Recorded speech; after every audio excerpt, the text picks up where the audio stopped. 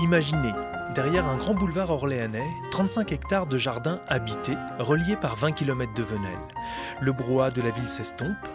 La vie ici se déroule au rythme des pas, des charrettes ou des vélos. Alors forcément, ici on se voit, on se rencontre et l'on se parle. Qu'est-ce qu'on peut y voir? On voit des gens qui sont en vélo, on entend le bruit du gravier, on voit des gens avec des enfants, des poussettes, des gens qui reviennent avec leurs courses, qui ont leurs charrettes, parce que tout ce qui est lourd, on le transporte avec des charrettes. Et des gens qui se disent bonjour, c'est vraiment agréable ça. À la fin du 19e siècle, les Venelles maraîchères s'urbanisent. Devant la crise du logement et l'absence d'offres organisées, les plus modestes inventent cet urbanisme spontané. Aujourd'hui, la dizaine de quartiers de Venelles existant sur Orléans est protégée et valorisée. Dans les Venelles, il y a des endroits plus ou moins denses, il y a des endroits plus ou moins végétaux, mais c'est vraiment un monde du végétal et de la biodiversité, et puis un monde où on habite. Et les deux sont juxtaposés, enfin les deux fonctionnent ensemble. Dans les années 30, sans égout ni réseau, les constructions dans les Venelles sont freinées par une loi dite des mal lotis.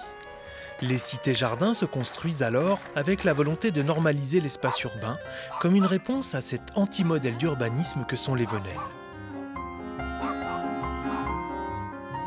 Et aujourd'hui, on est dans une société, particulièrement en termes urbains, on est dans une société de la norme, tous les PLU réglementent de plus en plus dans le détail, et finalement on se dit que les gens peuvent aussi avoir des initiatives et que ça donne quelque chose de bien. Donc là aussi, je crois, il y a des leçons de diversité à prendre là-dedans.